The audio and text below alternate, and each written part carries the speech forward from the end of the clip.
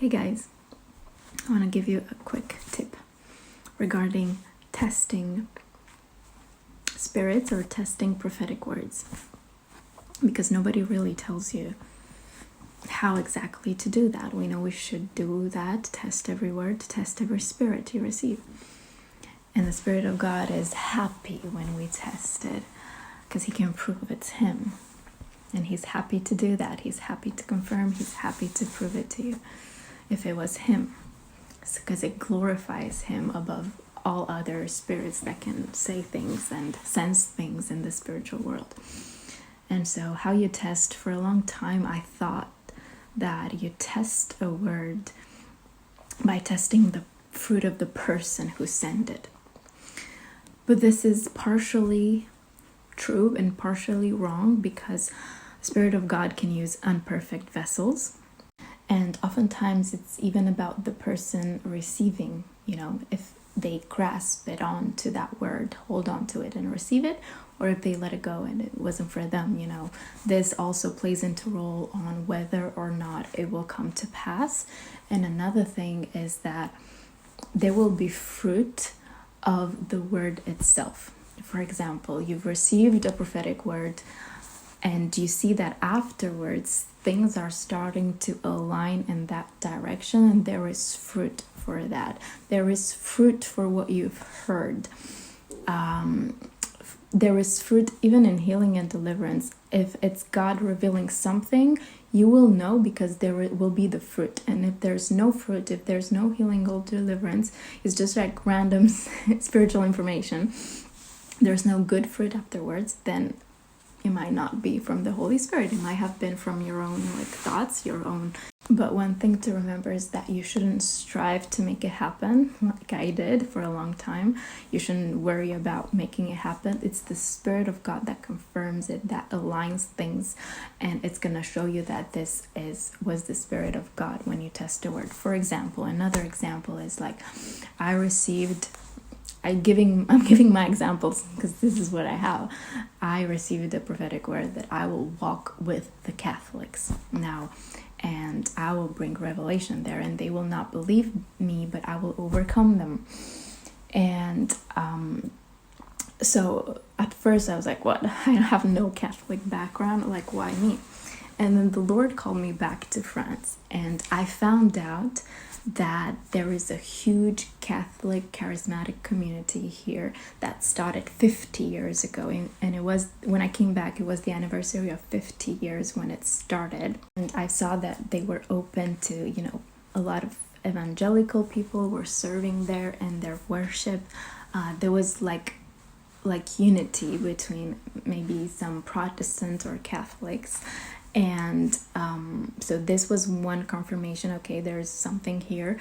The second one was in my heart. I was like, okay, God, I went to one of their worship nights, and I posted a reel about this worship night, and I was like, okay, in my heart I was like, if this is really God, there will be a sort of open door for me to move in there and collaborate and walk with them.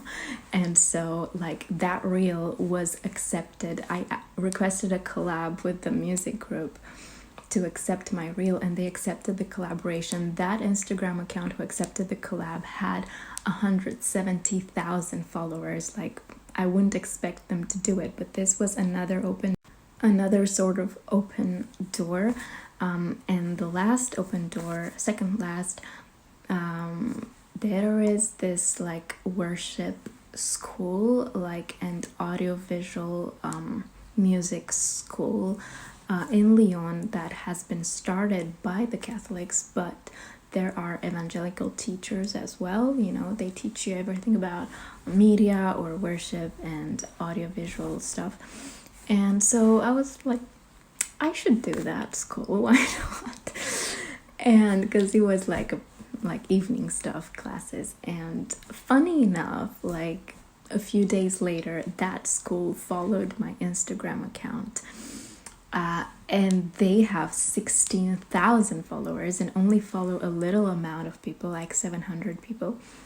And I was like, wow, that's another fruit and sign, sort of.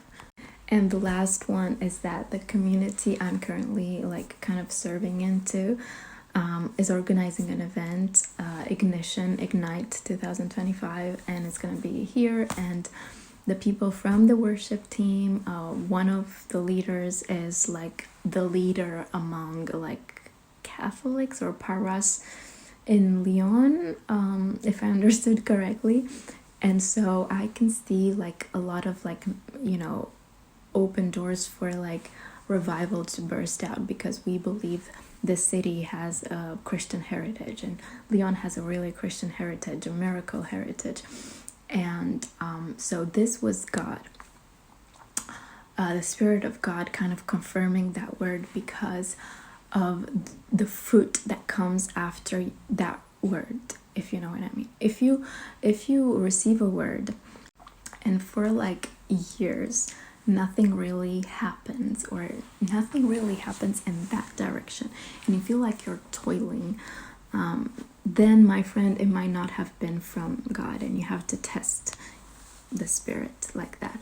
It's normal that after you are called into destiny, there is a season of wilderness. Usually the season of wilderness comes after, like right after God called you to something, because he's like starting the purification process. And so it's normal to not see anything like bearing fruit, but even in that wilderness you will have peace that you're in the right place. But if you have anxiety about a prophetic word, or you're not sure how and when, and you're kind of toiling and don't see any sense, then it might not have been of God. This was long, but this is how a little tip how to test